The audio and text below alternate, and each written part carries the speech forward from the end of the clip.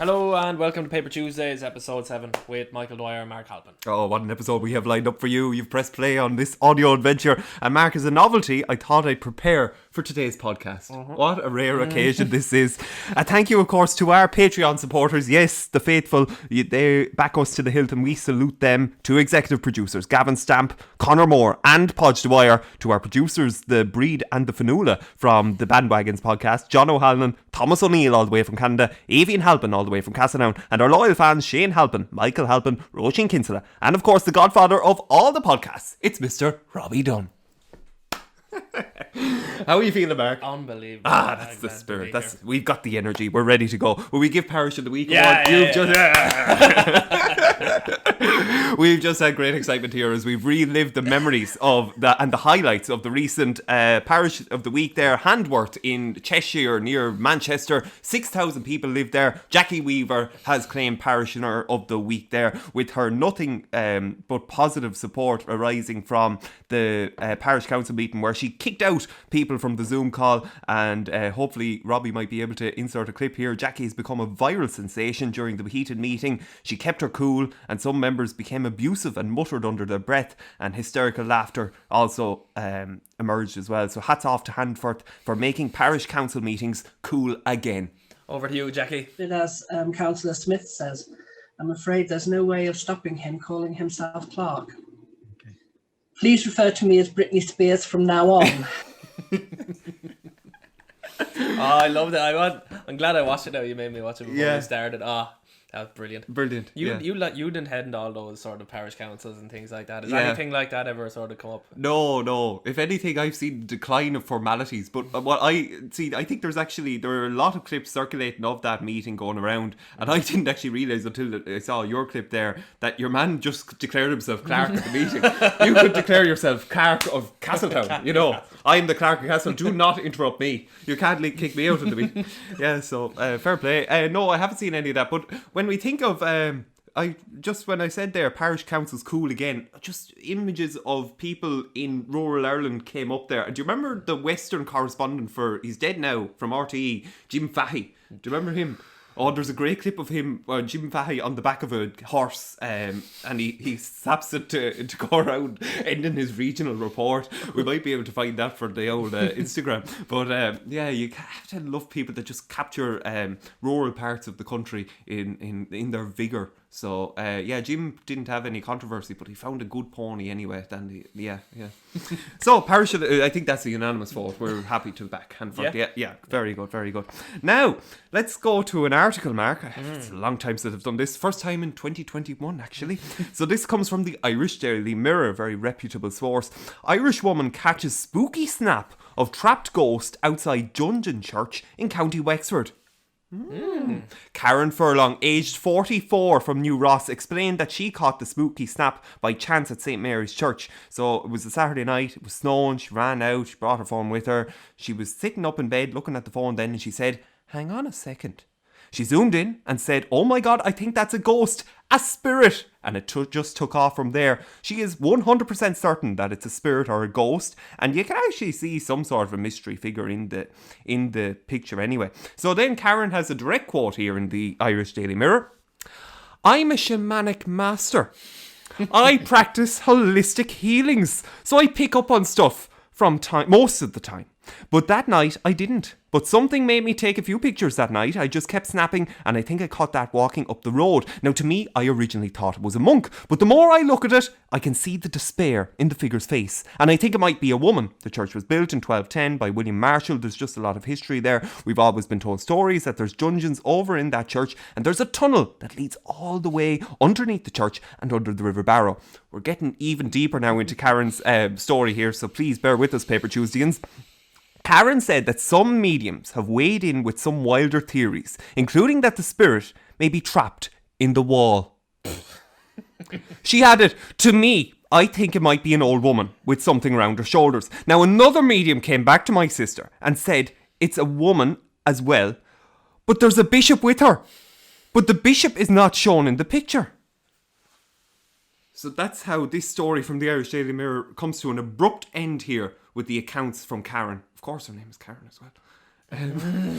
But you'd have to. We'll put this on the Instagram as well, please. I hope I'll remember now. But it's a funny, it's an interesting old picture now, because you do see a shadow of some sorts there on the Sunday night. So, what do you think, Mark? Do you believe this shamanic master, Karen? Shamanic? Yeah, I don't think so. No, I don't know. Like, no. Jesus, are ghosts real? Do you think ghosts are real? Oh, we've I know discussed before. spirits and stuff like and Right. all that, but like in terms of ghosts and seeing shit, is that just me seeing something? Like, do you know? Sometimes I Okay. get like floaters in my eye and like something will move Yeah. in the corner, and then like, did you see that? No, that was in your eye. I know this is episode 7, but probably in a previous episode 7, we also discussed how I previously saw shadows, and I described them while on the Skype. So I'm going to stick with the idea that there are ghosts, but I'm not going to become obsessed with this idea, or, well, I hope I won't anyway. Yes, I think, because those shadows, very hard to replace. But I know for you listening, you probably think that Madman Michael, he went his green tea, seeing those shadows again. You non-believers, heathens. That reminds me, I was in the shop there yesterday, and Paper Tuesdays is the man in the shop said, what do you talk about? Mark, I stumbled. I couldn't. And I eventually said, we talk about general stuff, I suppose. So if you know what we talk about here on Paper Tuesdays as we enter episode 7, please do let us know. Letters to the editor at papertuesdays.com. Send us a bio. So a bio, please. We'd love it. Yeah. Now, will we go to... We're just happy that Karen saw that, and best of luck to them all, isn't it? Yeah, fair enough. So this story now from another reputable source, this time the Sunday Times. Crash diets turn lockdowns fat cats into fit kits. 1 in 5 cats have put on weight during the pandemic as owners spoiled them with treats while stuck at home. Many are 50% heavier than a year ago, research by the Cats Protection charity suggests. Cats have typically gained 2 pounds or 5 pounds, leaving them at risk of diabetes, joint problems, and urinary infections. A pet cat usually weighs 9 to 11 pounds. More than 1 in 4 owners admit overfeeding cats since March, with about a third also allowing them to visit their neighbours for seconds. 2,000 people were surveyed. Now, that's some story, isn't it, from the Sunday Times? How could people do this? Let their cats become obese. Yeah. Do you train cats? No, I don't. Fitness? No. I leave cats alone, which is what they want and what I want to do to them. So I do that, right? Yeah. So cats are a funny thing. I seen a meme a while ago, and it was like this sort of mountain lion, shadowish creature on top of a rock, looking like sort of majestic and pensive. And it's like, maybe I'll go see what those humans are doing over by that fire. Then it like, the bottom half of the picture was like a fat, big, obese man lying on a couch with a big, obese cat lying on top of it, and it says 2,000 years later under it. So like, there's people that make cats go vegan, which is the most stupidest thing I've ever heard of. Cats are tigers. Yeah. They just are tigers and right. lions. That's their genetic makeup. They don't care about you. Look at you. You're like Jordan Peterson. Jordan Peterson. The cats are tigers, we're the lobsters, and that's the way it is, okay? Yeah. There's no evidence for anything else. Good night. Good. Good, interesting contribution there, though, Mark. Yes, cats. I wouldn't really get the whole going to vegan thing, given the whole idea of the cat catching the mouse, you know. It's their job. It's their job, their duty. But no, not Mittens. Their responsibility. Mittens is different. He cares about me. Sorry. Oh dear. Sorry, I gendered Mittens there. I didn't mean to do that. Oh, sorry. We should have an apology section on each podcast. Anyhow, it's time to move on to... It's time to move on to one of our favourite parts of the week. It's thanks, Robbie, for this. Do you know something? I am sick to the tits of the Americanisation of some words. You have lads here going on about the sidewalk. It's the footpath. It's the fucking footpath, right? Then you have other lads talking about oatmeal.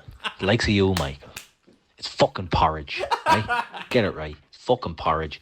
You were brought up in the back arse of Wexford near Gorey, not fucking Tennessee or New York or somewhere like that. It's fucking porridge, and that's it. That's how a flash flood should be. 28 seconds, bang, to the point, destruction in its wake. That's what we want. I'm happy with that. And you know what? You're right, Flash Flood. You're right. Yeah, it's nice to know we're not immune either. Anyone can get it. You can call us Yeah. out. You can call out the Yeah, Brits, exactly. anyone. Yeah, The Dubs, yeah. This is a good one for the Dubs, you know, just to know that, you know, we share something in common. Yeah, anyone can get it. I like how, actually, Robbie, I've only noticed now that you underlined flash flooding. Flash flooding. Yes, very effective. Yeah. Okay, I think it's time for some TTPs. Will we go for them? Let's go. Yeah, Let's go. woo. One moment now. First of all, we just start with one that I didn't write down. I no longer know what day it is. That's true. Ever. Yeah. My life has been a perpetual Wednesday. Seriously, every day feels like Wednesday because I wake up at the same time every day and I go to sleep at the same time every day, and I have a checklist of things I do every day and I do the same thing every day, so every day feels like the same day. But it's like some days I do a different thing in the schedule, but I don't think of that as a different day. It's like, oh, tomorrow I do a different thing. So when you text me, it's like, or whatever, like Saturday, it's like, oh yeah, Saturday, grand, that's 3 days away, but it's like tomorrow is Saturday. Yeah. And that actually just happened yesterday, like, and it's a source of endless entertainment. So I know we had in previous podcasts where Mark discovered he had to record a podcast with maybe 30 seconds notice, but yesterday he said, oh, I'm really looking forward to Saturday. I said, hi Mark, just letting you know, tomorrow is Saturday. But do you do anything to differentiate your days? As I know you've said that you have different things, but like there are certain things that maybe it's because I work Monday to Friday, that I will do certain things on a weekend and they will be fantastic. Now I know that defies the logic and the argument of Pablo Picasso in that you should live your life, not what was that thing, Picasso's dichotomy? You've sent it to me before, Marcus. You shouldn't live looking forward to the weekend and then dreading the Monday. That's not how your life should be structured. Anyhow, that's a discussion for another day. But that's how I like. There are things at the weekend now that I just love. A bit of a long exercise on a Saturday morning. Yeah. But sorry, the question was, what do you do could that be a way for you to make days feel not like Wednesday? No, yeah, there definitely is stuff I could do to make things feel not like Wednesday. But I changed my training program yesterday, so that's something fun and exciting. It's not really a house party, but it is for me, okay? Right. But like so some days I do like class at different times, whatever. That's sort of how I differentiate the days. But in terms of having something big to look forward to, no, I don't have things to look forward to. I just wake up and do things every day. At the minute, I do plan when this lockdown ends on going outside and stuff. So that's something to look forward to. This is a good opportunity, Mark, to lead us to that TTP that we had lined up, in that you went for runs during the week. It probably was Wednesday when you went for these runs. Yeah. And you met a stranger.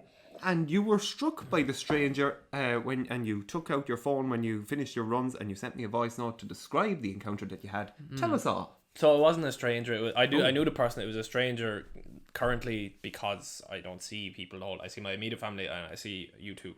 And yeah, that's probably it really, the people I see. And in person, obviously. But so I went doing my runs. I had to do 5 1 kilometre runs. So I picked the flattest road in Castellown to do it, which isn't outside my 5k, right? So I went on those, and you meet a lot of people walking because it's on a certain walked path in Castellown the whole time. And you talk to people and you come across people and you're like, oh, have a conversation. It was like, oh, I haven't seen you in a while or whatever. And that's foreign completely now, to me anyway, probably to most people, because you do see the same people every day. So when you see someone, you come across, be like, oh, how are you getting on? What's new, or what's this or whatever. And that's invigorating a little bit. Like, it's a bit exciting, and that's something that I'm looking forward to doing on a regular basis once lockdown ends. It's something that I didn't know I would appreciate, or I never thought I was missing, but it's like catching up with someone that you've come across rather than plan to meet. That's fun. Like, it's weirdly exciting.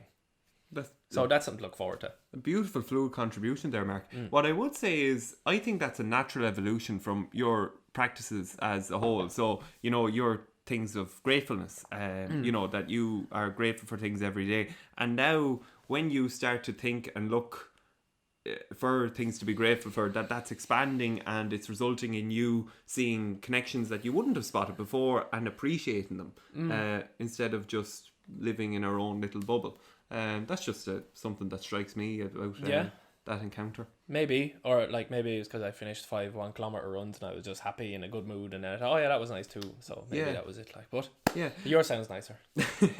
My father is a big one onto that'll be Podge Dwyer, who's a Patreon supporter, and you can go on to patreon.com/PaperTruths. And My father was saying that the endorphins that come out when you're finished a run, I don't get them a whole lot now. But would you at the end of a workout, would you be conscious of a release of endorphins a lot of the time? Or? Yeah, it depends on what you're doing. Like running, yeah, you do feel sort of a runner's high or whatever. You don't always get it, so you get more so on endurance runs. I find you don't get that in your endurance runs, do you? Sometimes. There was once a striking memory of it, all right, a few weeks ago, but no, not really. Well, I suppose I'm just generally try to be upbeat as much as possible, given my influence of Tony Robbins in my life. Woo! Where were we? Runs, yes. Runs, yeah. Endorphins. I get it more so from weightlifting. I prefer to running. Right. I get more whatever. Maybe it's my makeup compared to other people's. You know what way they are, but I always feel better and good and like full when I'm after lifting weights. So Brilliant. That's why I enjoy it. That's great. Yeah. Yeah. Do a bit of exercise. It'll make your week a bit different than Wednesday. That's what we say all the time on this Paper Tuesday. Is progression towards a goal the only prize up for grabs? Yes, so this was an old one, but it's a good one all the same. I think I put this one here because this is something I was grappling with, you know, that we're not meant to enjoy the goal, but we're meant to try and enjoy the process, but the process can be such a chore sometimes. Do you find that difficult, Mark, or do you have you come to enjoy the process of, you know, everyday tasks? Yeah, you have to see it as like sometimes like, you know, you can write down a goal and be like, I want to be this weight by this time, or I want to be able to run this far, whatever it is, and then you get caught up in the daily tasks of it. Like you have to pay attention to what you're doing at the time while you're doing it. It has to get your focus, and then you sort of forget about the long-term goal, and then you actually get to the long-term goal, you're like, oh yeah, I forgot that was the goal and now I'm here, which is weird. So you have to sort of find yourself caught up in the process to actually get to it, and most of the time when you forget about the end goal while you're doing it because you're so focused on the actual thing, and then when you get to the goal, you're like, oh yeah, that was a goal, and then you have to set another one. It's weird. Like we're aim seeking creatures, or whatever is the way it's described, that we pick a target and then you work towards it, and somehow you get there in the end, or even if you don't get there, you get somewhere close to it, and then you re-aim at another target and it moves you in another direction. So yeah that all makes sense, but what I find sometimes is that I fall down into the habit of maybe getting hooked up on the goal. So then that it's like almost a how am I explaining that? Like, you know, you're just constantly just moving forward without thinking about enjoying the moment, and so I actually it's Robbins actually who gave a good idea. Yes, good man Tony. He said that become a better person in the process, and that gave me a deeper understanding and a fuller understanding of this idea, because if I just see the goals and you have to meet them, well, then you just feel the pressure of it and you just have to steamroll through the process, like going on a bypass instead of actually enjoying the journey. So by thinking about it as just becoming a better person in general, it's a lot easier to relate to it. That's what I found anyway. I think most goals should be aiming towards you having a better day every day. Isn't that what it all is? Like, you want to have a better life, that's why you're trying to achieve anything, so it should be all working towards making you feel better every day. So your goals should probably include like your health, improving your finances, improving your education, reading, learning, writing, whatever, and like you should enjoy those processes, because those are the processes that make you better. It's not really about the end goal as such, it's about actually becoming more proficient in those things and enjoying your daily life better. And what you're saying there in the looking at the micro goals, as in zooming in on the daily routine, a great quote in the book that you gave me from Rewire Your Mindset by Brian Keane was, tell me what you do today and I'll tell you where you'll be in 5 years time. And that's a powerful, idealistic, but a glorious aspiration of the future, isn't it? Like to think of what you do today can reap the rewards through compound interest in years to come. Yep, that's a big words there. Oh, this was one from you, Mark. If you've started something and are consistently giving it the water and sunlight it needs to grow. Actually, I don't think you put it in as a TTP, but I just loved the expression of it. When? That I just... Was this that was an old No, one, wasn't it? yeah, weeks ago. But it is... I love the imagery of it as well, you know. It just, in whatever it is, to constantly give water to it and sunlight, it needs to grow. Yeah, I just liked it. And that's why it made the cut. Let's jazz things up here and skim down this list. Rob Lipsett, Mark. Yes. You like him. Yeah. Yeah. Yeah. I do. In a weird way. Like, I don't know. Have you followed his stuff, really? You send me stuff, and you've actually sent me stuff for months on end, and I always thought like it was a joke. But to be honest, Mark, it became such a chain. I was like, no, he's consuming so much of Rob Lipsett that he must enjoy something about Rob Lipsett. Things stand out in my memory and ideas of Rob Lipsett, mainly, you know, that's what you get when you do pre-workout, baby. So, I don't know, I have a bit of a coloured impression of Mr. Lipsett.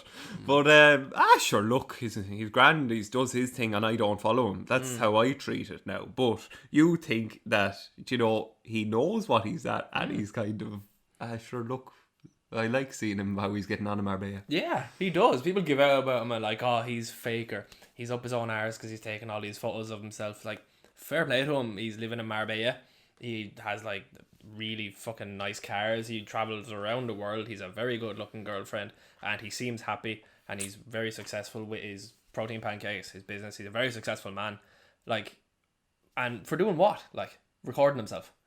So what's wrong with that? Why wouldn't anyone do that if they could? That's a lesson to paper juices that we all need to do pre-workout. But yes, well, absolutely. But just to draw on that a little bit more, there was something you said about him. You actually say that his exercise is spot on. You know, it's not. You know, he's not doing anything. He's not faking it. Like he knows what he's doing. Yeah, he does. But that's an important factor, I think. It is. That you can recognize it. It's not as important with a lot of people, it seems, on Instagram, as I share to you. There's a lot of people, everyone and their dog is posting videos of themselves exercising on Instagram. I don't really see why. I know I post videos of me doing the mobility and stuff, but that's generally actually to get a point across to help people. So, like, you know, I wasn't able to do this, now I can do this. This is why mobility helps. It's not, here's me being able to bench this amount, or here's me being able to squat this. Like, how does that help anyone? Or here's me doing these exercises, look at my arse and my new leggings. Do you know? Or like, look at all my muscles. Sorry, I've gone away from the point here, Robbie. You'd have to get rid of that. That's a different thing to what you asked.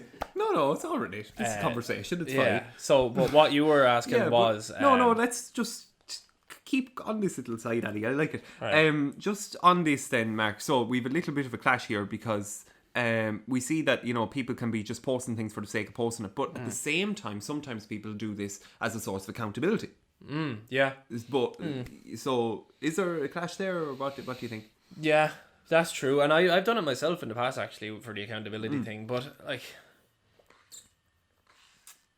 that's actually a fair enough perspective, I suppose, accountability. But if they're doing it to sell stuff, you know, isn't that the clash of social media in general? That's why I suppose I like the idea of the Gary V fella who I look at constantly. Gary would be a man to say now that they document on social media, not create. And the idea is that what you're doing is actually what you would be doing anyway. And let it be interesting to people. And that's a nice little approach, because it makes it say, instead of look at me doing this because you might like it, it's just look at me. And if you don't want to look at me, scroll on and there'll be someone else. Or I don't know. I'm sure Zuckerberg has it all figured out along with Bill Gates anyway. I'm sure it's in the vaccine now, and I haven't got the vaccine, but maybe that's all to come anyway. Yeah. But yeah, social media to be explored, to be continued. Mark, do you want to read this one? What one is this? This one. Boobs are quite nice. No. Why did you want that to be a TTP? I don't know. Okay. Maybe it's something you saw. That's social media. Never mind. Anyway, here's one that I put in. Imagine you were someone who opposed the introduction of electricity to your area in the 1960s. or 50? Right, go on, expand. Well, I don't know. Just imagine it. Like, So yeah, right. Go on. No, I have a point to make in reference to this. all right. Well, like, I think the essence of it there, like, people in the 50s opposed the introduction of electricity. Like, imagine what were you feeling like? Like, how angry were you? How this newfangled technology coming here and they think it's going to change our lives? Well, to hell with that. You were grabbing it out of the air. What's your point? Alright, so I seen a video this morning on social media someone shared, and it's first lad said that Irish people are friendly but not supportive, and then another fella made a video about that video saying that this is something we need to talk about and it's something that's always there, and as soon as you try to be successful, other people are going to give it about you. And I felt upset by it at the start, and then I realised that because I was like, I don't agree with it. I don't think Irish people aren't supportive. I think if that's the way you see other people, or if you're worried about other people not being supportive to you, then that's what you'll see. Like, fuck it, like, we're doing something weird here. Like, this isn't what normal people do. We are putting ourselves out there to be judged or whatever, and people are. There's no way people aren't talking about us behind our back, or like, saying those fucking idiots, who do they think they are? It is happening. Why do I care? Do you know? It happened like a few weeks ago. Someone said something weird to me, and I was like, it stuck with me for a while, and I was thinking about it, and I was like, what was said to me was, geez, you've no fear in you, do you? And it was said in a weird tone, like, So I was like, I wonder what he meant by that. But all I said back to him was, no, I don't. Right? I don't. And why should I? Just because someone else is, why should I have fear? Do you know, what is there to be afraid of, really? Like, somebody is going to call me stupid and I'm not going to hear it. It's going to happen anyway. I say lots of stupid things in real life, so people go home after I've talked to him and say, do you know what that fucking idiot said? He's after saying, like, put butter in your tea or something weird, like. But now I'm just saying it in public and more people can talk about it. But it seems like I'm not saying that in here. I wouldn't say to someone in real life, so. Wow. Why would I fear? What is there to be afraid of? Like, why is everyone in Ireland so caught up in this fucking nonsense that everyone's talking about? I'm like, who cares? Oh, okay, wow.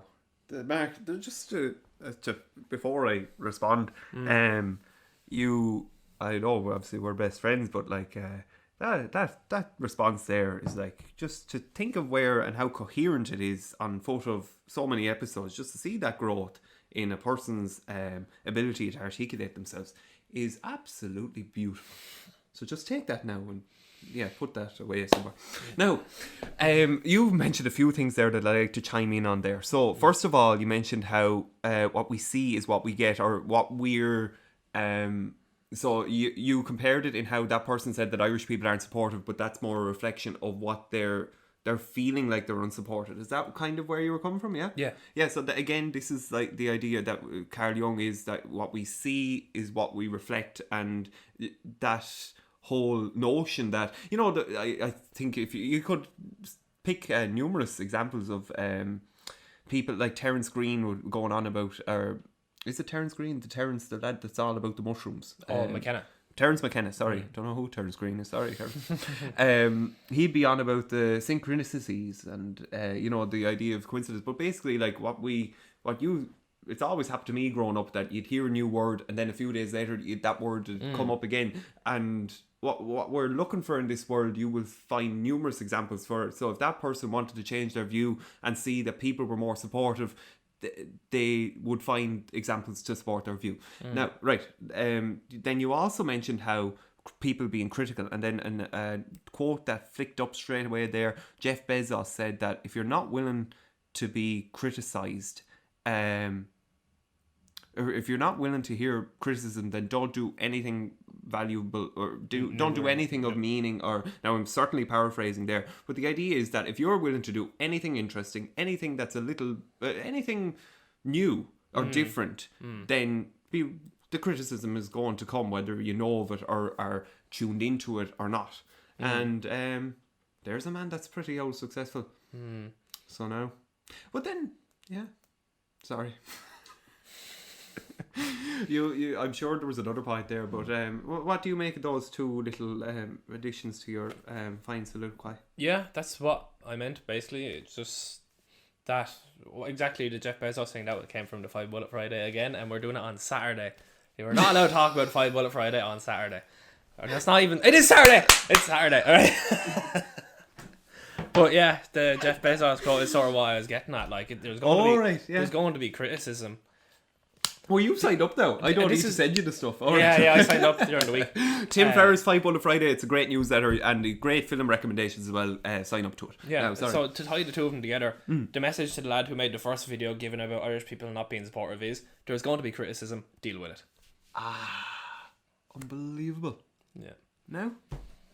If you don't want to be criticised, go back to fucking cutting the grass. Wait, yeah, this came from electricity though. I'm trying to tie this again. I don't know if we can, but what I love is I just love to think about those people, because they're people that lived and breathed and they loved and they laughed, and yet they didn't like electricity. You know, I suppose, I don't know, I just find it, but then I suppose this is just human nature or whatever, and it's not like I'm judging them or whatever, but maybe I am in a weird 21st century way. But regardless, my grandfather, according to my father, he used to say, when someone would say to him at the time, but Michael, those are the good old days, and or you'd want the good old days back, wouldn't you? And he'd go back, no. So he knew, like, growing up, we were born in 1925 or so, like, you know, that, no. Tough times. Times are better now. Yeah. We'll take it for all the problems out because we have colour television. So I'm sure that was the only reason. That was a joke. No. Miss Nicola Travers and the thank you gift. So this is a shout out to Miss Nicola Travers, who she was the young social innovators teacher in my transition year, and she's a loyal fan of Paper Tuesdays. And she thought this little boy here Zumba, but no, Mark says he didn't do Zumba. Oh, well, maybe I did. I think I did. You think you did? I don't remember doing it, but I think I did do Zumba. That's a fair reflection of your secondary school days there, Mark. It's not a reflection on Miss Travers' teaching. It's just my interests were elsewhere at the time. Namaste, Miss Travers. But I had to say, when she sent the message and she followed us on the Instagram, that's at Paper Tuesdays on Instagram, she what sprung into my mind was the fact that for her, you know, the way in transition year you just give thank you gifts and there might be a voucher for somewhere or flowers or something. But anyway, I was involved in the thank you committee in my transition year, and I wanted to throw a bit of a quirk in here. And so what do you think I got, Miss Travers, there? Well, sorry, we as the thank you committee, the formal inaugurated committee, what do we get, Miss Travers? No, not the white stuff. No. A hamster. I got her a hamster.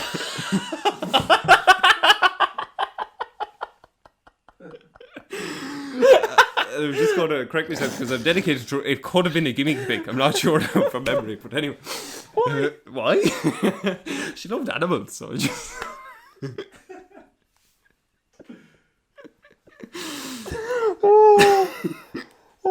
And how did you respond?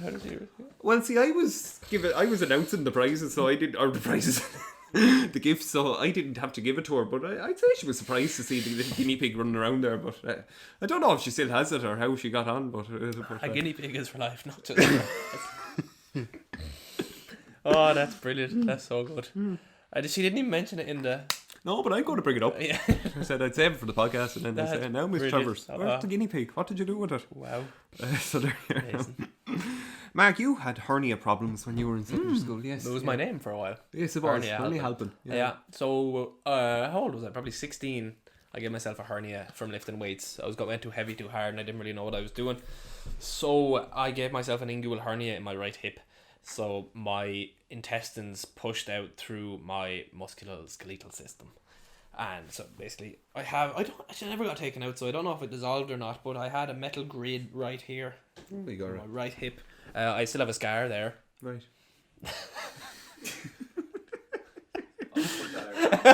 Thank you. I winked at the camera. Yeah, I do get often enjoyment out of like raising the eyebrows into the camera as well, so that's alright. Playing around. I'm just going to give it a wink now. So hernias, but they'd be a rare enough injury for it. I know that you overexert yourself or whatever with the area that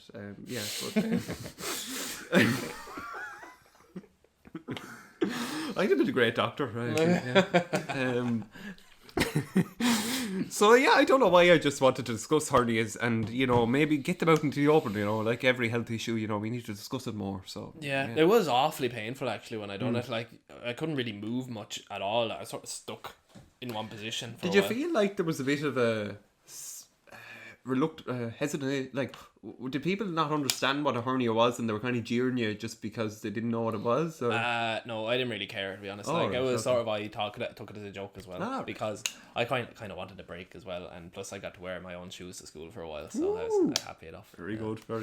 I used that excuse for actually everything for a while, so it's probably why I was called hernia.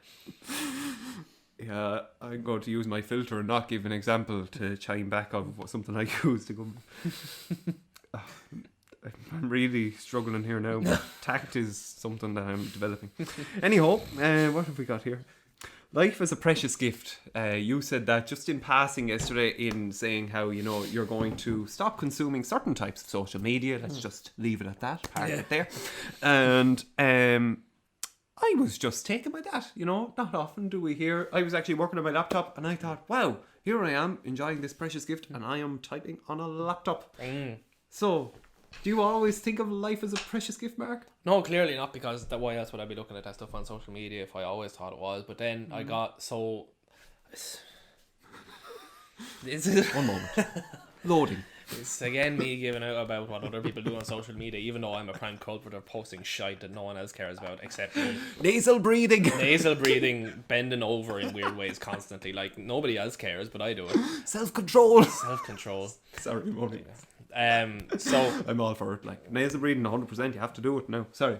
Yeah, look, why are we wasting our time looking at frivolous shit? Like there's only so many things you can think about in your whole life before it's over, or so many things you can focus your attention on before your life is over, and it just goes like that. So why would you waste it on this stuff that we're being fed? Like we're not even thinking it ourselves, it's being fed to us, and that's where we're putting our mental calories. That's what we're spending it on, is shit we don't care about.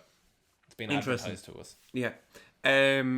Sometimes, Mark, though, I wonder the things that come up on social media, they're new, and why are they new? It's because we're coming up with new things that are about us, whereas before we were struggling to. Oh, but then this is kind of over romanticizing the past. But I'm just thinking people in the past didn't have to think about these issues that are now coming up on social media related to personal appearance. Is it because we just need to have something to perfect, something to prune, something to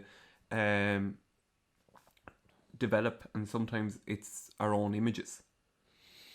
I think it's competition, isn't it? It's competition. Yeah. Looking better than someone else, or getting more likes or whatever. Maybe less since they got rid of the likes, but it's all a show, isn't it? Like you're displaying yourself, you're putting yourself on display. Yeah. Probably we should have got the mic. Hopefully we'll have Robbie on soon, because we should have got you hooked up. You would have been great for that. We kind of dipped into this when you were on those many weeks ago. Yeah, wow, okay. Sometimes, I know these are always related TTPs that we discuss, and it's brilliant, and I'm sure, we get a great sense into, a great enjoyment out of delving into them.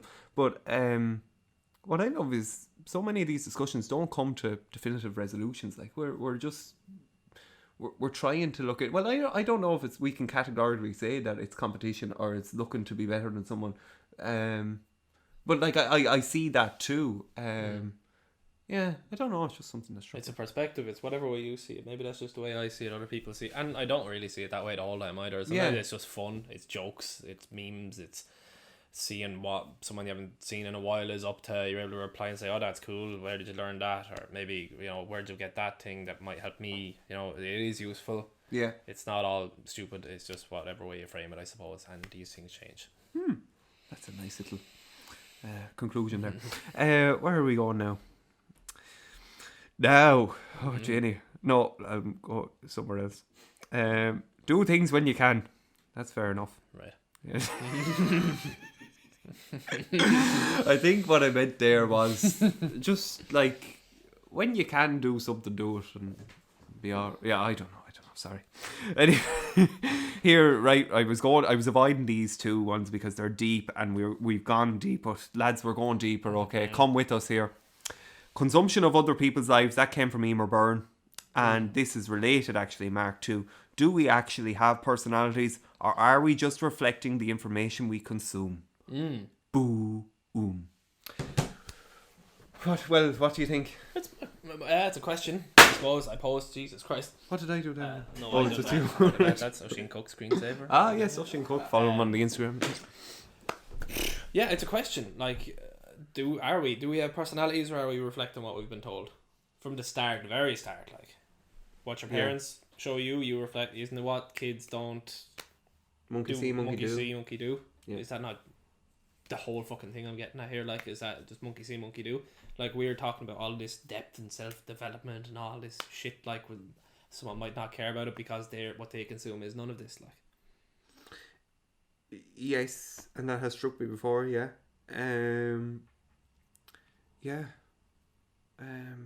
Because I'm not the same person, right? I'm not the same person I was when I was 18. I'm not the same person I was when I was 24. I'm not the same person I was 6 months ago. Yeah, exactly. I was going to say, we're not the same people from the start of this podcast. You know, we're just changing every week. You don't know who we are. Again, the vaccine. And it all depends on what you consume, I think. It all depends. Yes, okay, yeah.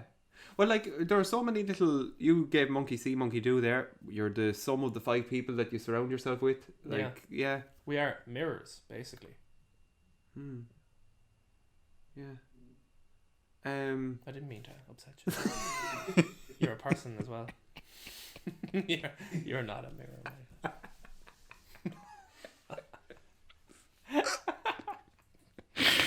Oh dear.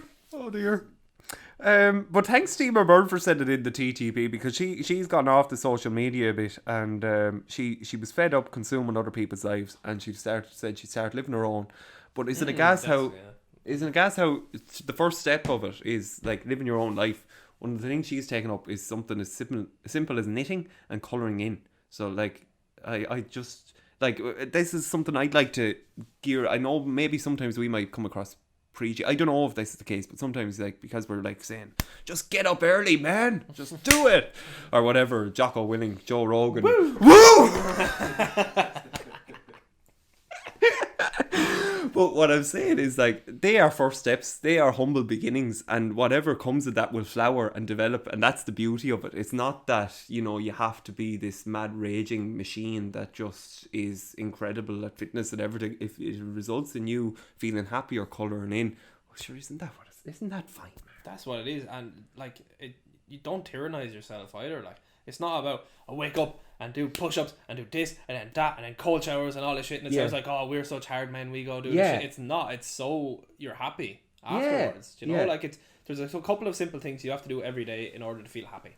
And that, get them done. That's basically it. It's not, you know, you need to do this because you're useless or pathetic or anything like that. It's so you'll feel better. Just do these few things, and that's it. And then enjoy the rest of your day. Do whatever you want with it. Yeah, that's it. Like, wow, that's.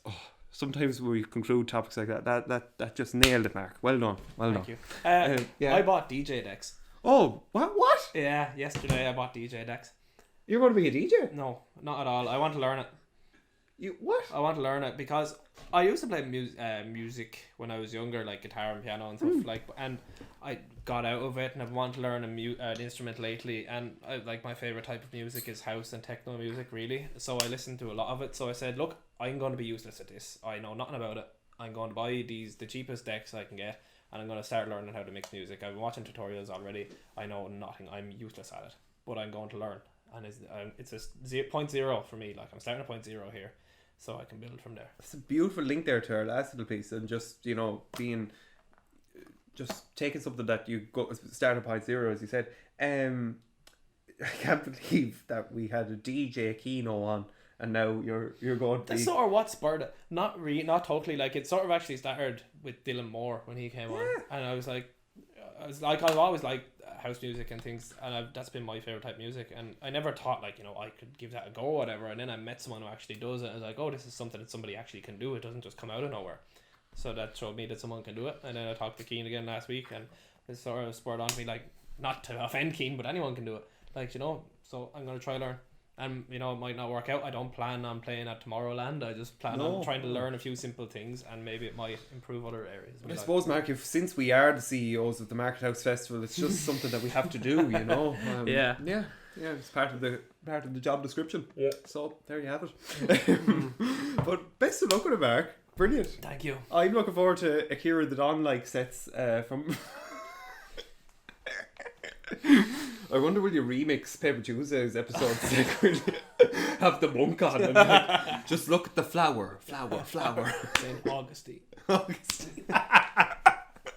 Of course he was. Brilliant. Well, you have the shoes for it as well. They are jazzy shoes as well. Yeah, look at that now. No, we won't show you the scar, but we'll show you the shoes. Just on a related topic, Mark, my recommendation of the week is make a schedule. It makes you happier and you get more done. And you'd swear now that I made that up on the spot, but that's how I worded it last night when I was preparing for this show. So yeah, I've started it since January 1st and I love it.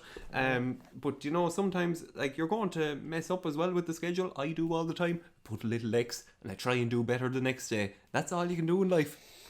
I'm just talking now like my dentist. We actually have a thing in my family where the dentist that I go to, he's very descriptive and he goes in and just going in around the back now and going in about the back fillers and he talks to you and it's very comforting, when you're the man that with this pointy tools in your mouth that he's just putting you at ease and that's just his manner and his way and he uses his hands a lot, so yeah, he's an art club art, so Amount of innuendo with that. Oh really? Puts his pointy tool in your mouth. He uses his hands a lot. Is this John Kavanagh? No, he's my dentist. All right. He called me an arsehole for smoking before when I was younger. You smoke, Mark. You're an arsehole. He was ahead of his time really for podcasts. John Kavanagh, you're an arsehole. It sounds like you're calling him. We're gonna have to bleep his name. You're gonna have so many. A lot of it this time, yeah. Why are we so bad in the Olympics?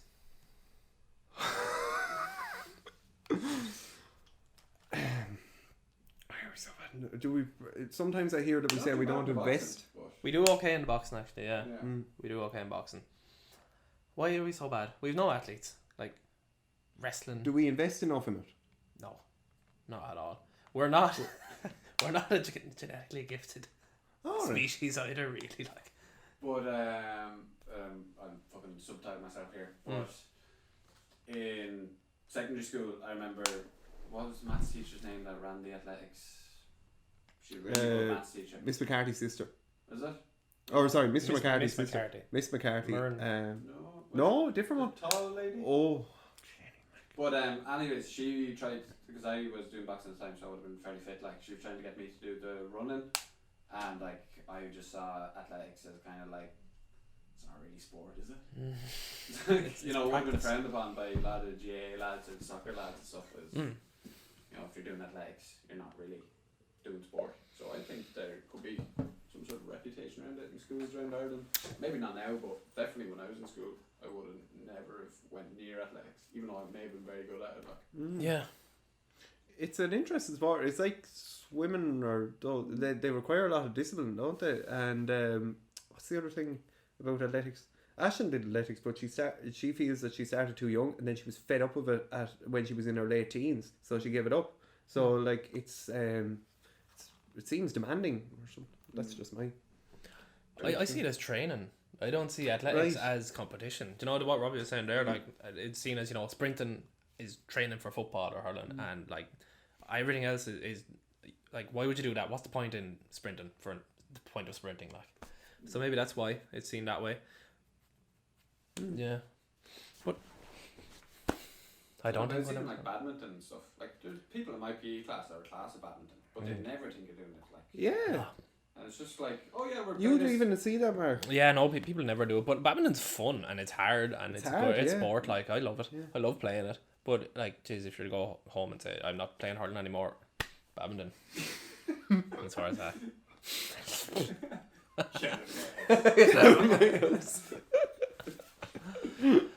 Yeah, so more athletics, more badminton, more. Damien Marshall should be in charge. Oh, yeah. He'd be a good podcast guest. Yeah. Oh dear. Oh dear is right.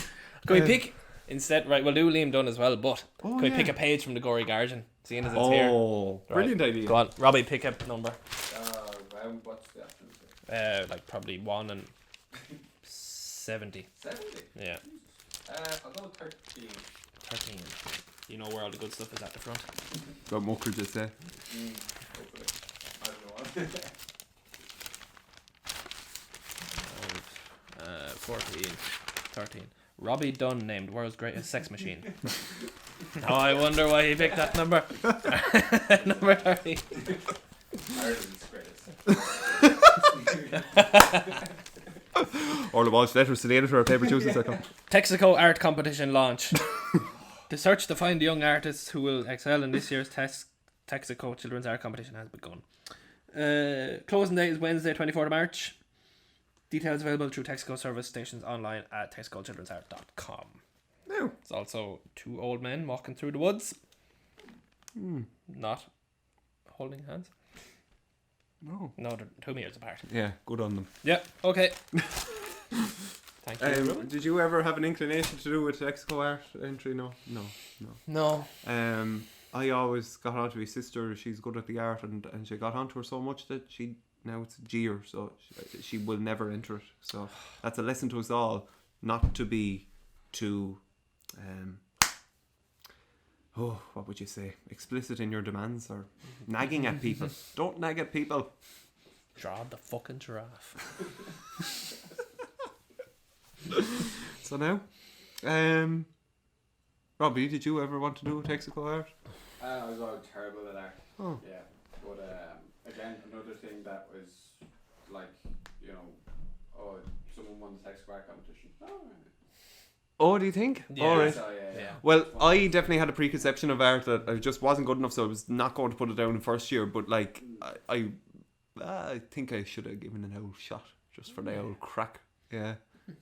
So it's interesting, isn't it? Someone can do like Yeah. good, like drawing or whatever. Yeah. It's class. Would you do the growth mindset? That book by Dweck is the surname anyway. Carol Dweck. And she's a big into the fixed mindset is I'm so and so, and the growth mindset, I can get better on it, I'm always learning, and from that book that was written, I'd say 10 years ago at this stage, just burned off a lot of self-development books as a result. But the point of it is people that are taught with the growth mindset idea within just a few sessions can draw much better. So I just think that idea of the art, even I even share that view of like, I was never good at art, but then it's just interesting. Shut up! Sorry. Go on, Mike. No, it's fair enough. That wasn't to you. I'm very sensitive. Georgie. Who is it? Who is it? Who is it? Who is it? Who is it?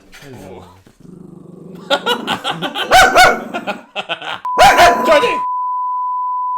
So as Georgie's left the room, we might have a look at Limo. Do you want to? Oh yes, will I? 1 to 288. We'll pick a number. 236. Well, maybe there isn't. No, there is 236. 238, 236. In a newspaper interview with journalist Chrissy O'Connor earlier that day, I joked I'd been caught for everything else, so it would be no surprise if I got done for failing a drugs test. But to tell the truth, I wasn't laughing as I was led into a tiny room just away from the dressing rooms. Explosive. That's the best one yet. Yeah, we probably should give a bit of context there, but we can't. We can only read one line. The only way to do this is to get the man himself on. Yeah. To be continued. They are subject to random drug tests, so that's why. Oh, I don't know if you were back in '96. You probably random. Yeah, they're pretty strenuous now, though. Someone in the admin team of the senior hurlers would have to text the drug people when they're training, and they can just come up randomly. It's mad, isn't it? Yeah. So there you are. We're going to start imposing those here on the podcast. Yeah. Random urine samples. White stuff.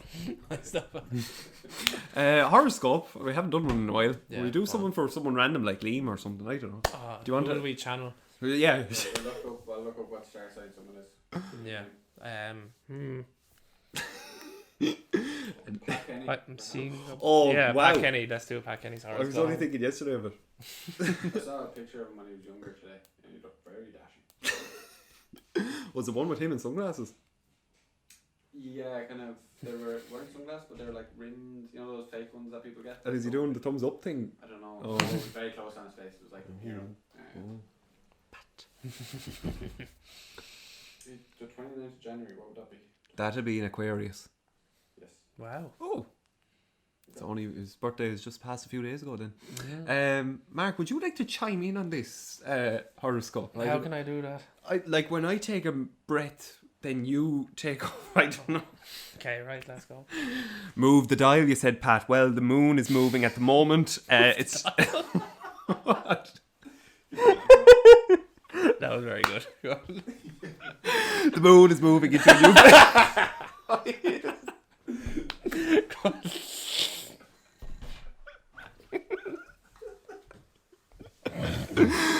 The moon is moving into a new phase. This will bring new opportunities for you and new guests to have on your show. Be mindful, though, that the retreat of Mercury into Aries out of Scorpio is going to mean that you might have another row over a hedge. But it's okay. The waters will calm, and you'll go swimming in Dalkey a little bit more because of the ascent of Jupiter in your stars. Pat, the man who called you a bollocks. Bad things are going to happen to him.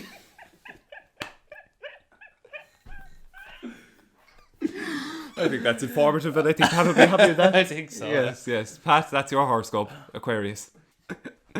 You can always get in touch with us. We are Paper Tuesdays. We're on Instagram at Paper Tuesdays. You can find us papertuesdays.com. You can email Mark at papertuesdays.com, Michael at papertuesdays.com, patreon.com/papertuesdays, Robbie at papertuesdays.com. And we're going to have merch soon, and that's exciting. And we have this camera now, Mark, so do you want to look into the camera and just say something?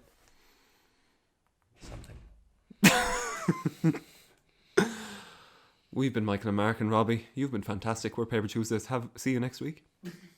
Thank you. Have a next week. Next week. As Adam Spencer used to say, good night, good morrow, good morning, afternoon time.